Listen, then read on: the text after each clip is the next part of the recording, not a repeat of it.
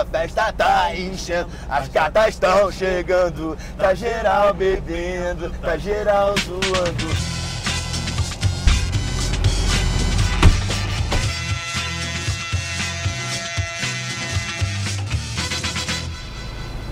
Há quanto tempo você não anda na Brasília?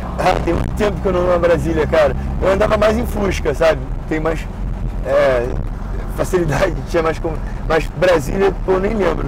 Antigamente tinha muito táxi Brasília, né? Eu pegava quando era criança. Táxi Brasília. Fusca de quem que você andava?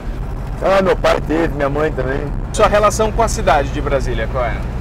Eu já vim aqui algumas vezes, né? Mas nunca morei aqui, nunca passei uma temporada. Eu fiz até quando eu tinha, antes da Malhação, com 14, 15 anos, eu fiz uma vez uma apresentação de teatro aqui, uma peça juvenil. Tinha acabado de sair de Meu Bem Querer, que meu primeiro personagem é elenco na Globo. Você fez a novela Meu Bem Querer? Fiz, em 98. Uma novela que se passava numa cidade fictícia do Ceará, falava do Ceará, mas não falava a cidade, né? Aí tinha Marília Pêra e tal, era maneira a novela. Ela nunca reprisou. Mas eu trabalhei até no Clube da Criança, na Manchete, na Instituto Manchete. Sério? E era com a Mila Cristi. Aí a gente dava uns autógrafos lá na gravação mesmo e tal. Mas eu fiquei conhecido mesmo, foi no Cabeção, né? Já na adolescência.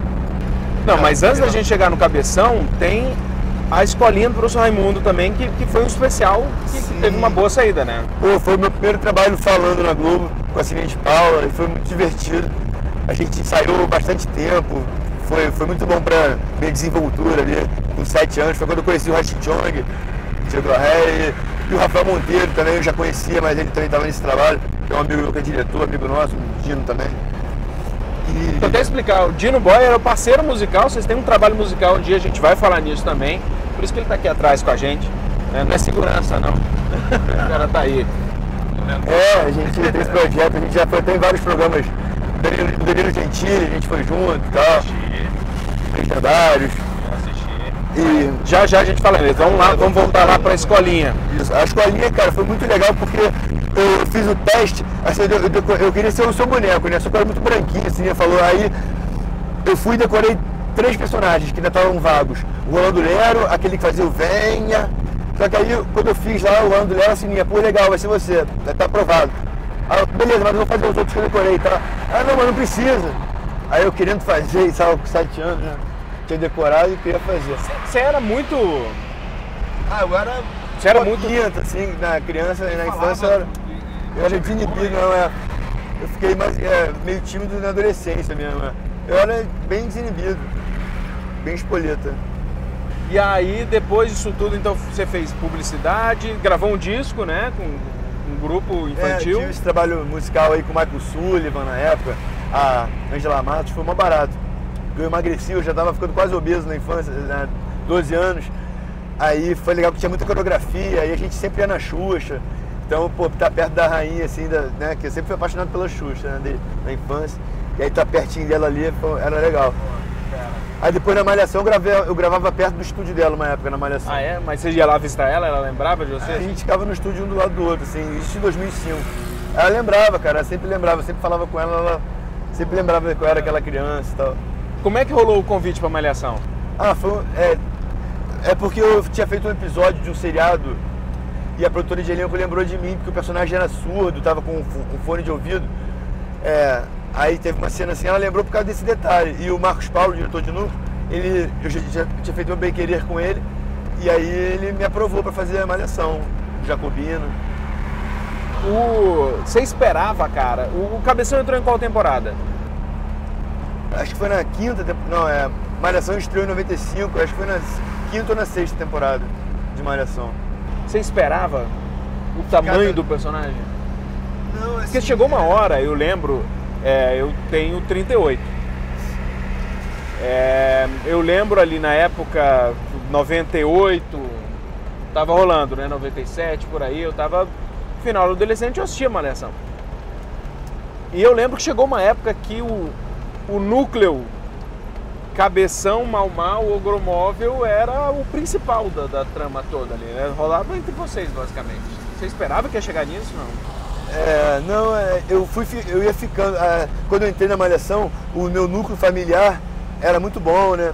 Deu muito certo, né? A galera gostou e tal, aí a gente ficou, eu dei uma sorte de ficar mais um ano, eu sempre ia batalhando para ficar mais um ano. E aí, no segundo ano que o Cabeção começou a ficar mais engraçado, com umas histórias mais pra ele mesmo. Que no primeiro ano ele era um personagem, ele tinha um foco assim, mas não tinha tanta história engraçada. Mas tinha, né? Era mais natural, assim. Eu era mais novinho também, mas depois, no segundo ano, começou a ter aquelas histórias meio American Pie, aquela coisa da sensualidade, ele querer os hormônios na adolescência, ele querer pegar mulher.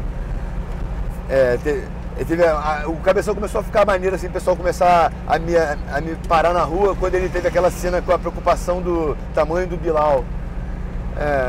Foram as cenas mais cômicas mesmo que eu comecei a fazer. E era de boa pra você fazer isso, né? Tinha que perder a vergonha e fazer, né? Porque eu na infância era desinibido, mas aí na adolescência eu fiquei meio tímido, assim. Rola isso, né? Você fica com espinha, bota aparelho, fica meio tímido. Mas aí o Cabeção tive que perder essa vergonha porque era a situação engraçada ali que ia rolar pra eu me divertir. Você ficou quanto tempo na Malhação? Eu fiquei 5 anos e 8 meses. Mó barato. Passei por vários atores, diretores diferentes. Você acha que foi tempo demais? Na época eu queria me desvencilhar do Cabeção, eu achava que eu tinha que me desvencilhar, fazer personagens sérios, eu tinha essa noia. Eu tava com 22 anos, né? Tava com essa mentalidade. Hoje em dia eu acho legal ser lembrado ainda e ver às vezes até adolescentes de 16 anos que nem me viram naquela época, mas sabem quem eu sou, porque o pai comentou, a mãe, ou então porque viu naquele canal que reprisa e tal. E é mó barato, né? No Viva, pode falar. Tá. Eu conversei aqui com o Lúcio Mauro Filho. Sim. E ele falou, cara, eu vou ser eternamente chamado na rua de Tuco. Eles ficaram Ele mais fez 15 anos. Ele falou, eu vou ser o Tuco pra sempre. E ele falou assim, e eu adoro, porque mostra que deu certo, né? Ele fala que as vovós chamam ele de Tuco como se fosse filho, assim, tratam ele como filho no supermercado. É o Tuquinho. E eu acho do caralho, enfim. Ainda mais eu que vivi a época do Cabeção e era divertidíssimo. Por acaso, isso aqui é meu ogromóvel. Eu não tenho carteira, até hoje eu não tirei carteira ainda, cara. Na época, eu já paguei 2 processos, tentei tirar, mas não consegui, porque eu arrumei uns trabalhos, assim. Logo depois que paguei o processo, então acabei que ficou apertado o tempo. Caraca. Mas até hoje eu não tenho carteira. E aí, cara, depois que você saiu, eu li em algum lugar, me corrija se eu tiver errado, se a informação estiver errada, porque também tudo pode acontecer com esses sites e tudo mais. E depois que saiu da Malhação, 1 ano depois, você acabou que entrou em depressão e tal, rolou isso mesmo? Não, onde você leu essa matéria? Pô, cara, eu não vou lembrar o nome do site, mas eu li isso, Sérgio Ondiakoff, 1 ano depois, não rolou. Não, nunca teve isso não. Quando eu acabei meu contato com a Record, aí eu fiz uma matéria pro Ego, aí eu falei que estava ganhando R$0 por mês, aí eles pegam o que você fala e colocam lá, parece que é uma história triste, o cara tava sofrendo. Mas não, graças a Deus a minha mãe administrou meu dinheiro, na época eu fazia bastante trabalho, eu consegui fazer meu pé de meia e não tem história triste não, cara, é só vitória mesmo e só coisa boa. Eu tive uma oportunidade no Video Show em 2014, gravei umas matérias lá, repercutiu muito bem, assim, foi maneiro e tal. Eu tô pra ir lá no Projac. Saudade de ir lá, porque é um lugar abençoado mesmo, que eu gosto muito, me sinto muito bem lá. Pô, que bacana. Hoje em dia você tá com um projeto musical, né? Com o Dino. Quando o Dino marca um show, eu vou com ele, assim. Eu tô pra gravar uns raps também, mas eu sinto que mais assim, pra não ficar parado, é uma coisa que eu gosto de fazer e tal, mas eu já até fui cantor na infância, né, como te falei. O Dino é do samba, o Dino é musical mesmo, sabe? Como é que rola? O que é esse projeto de vocês, cara? O que é que vocês tocam? Dino toca, né? Eu não toco violão, ainda não... Nem DJ eu sou, mas aí a gente faz uma dupla, um duo.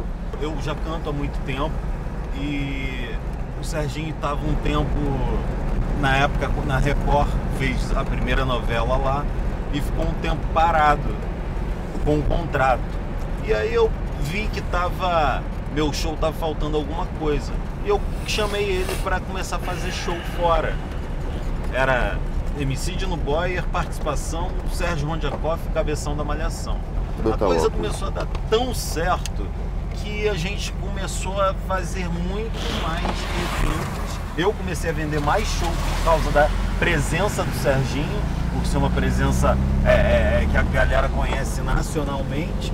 E aí deu muito certo e a gente começou a fazer vários eventos aí em vários lugares do Brasil. Entendeu? E pra você ter noção, em 2015 a repercussão foi bem positiva, que a gente foi convidado para fazer uma turnê internacional. Fera?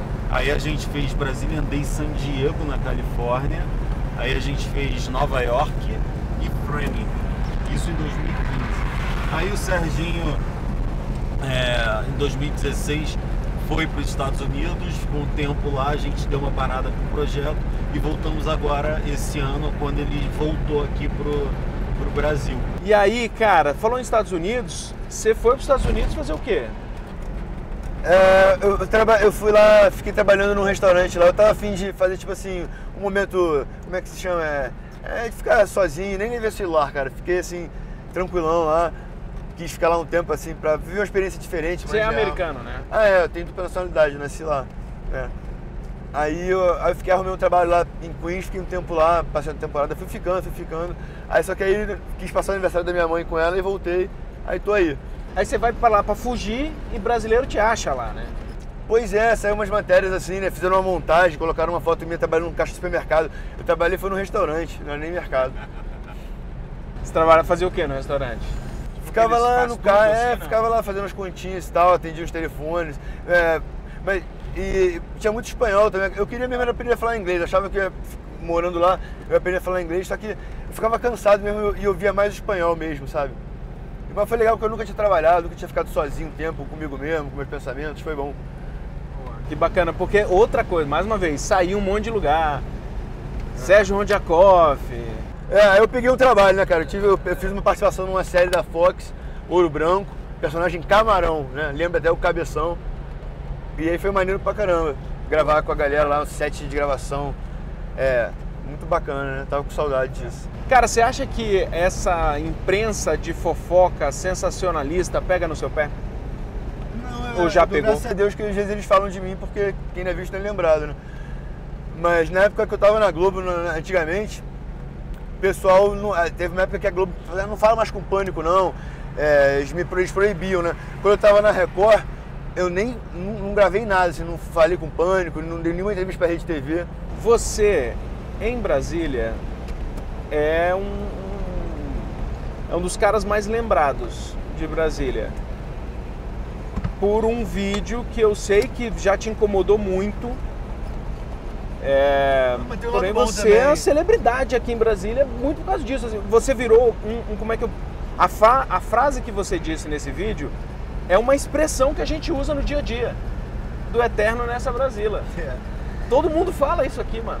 Então, ali no caso era só pra falar assim, pô, a festa é muito legal, a galera do BR Turbo aí, fica ligado na festa que é muito maneiro. Então, só que aí eu quis falar demais, pra fazer render, né, e tal, que tentei ser engraçado, assim, na época eu tava meio alcoolizado já, aí viralizou na época de tal maneira que eu fiquei até constrangido, mas...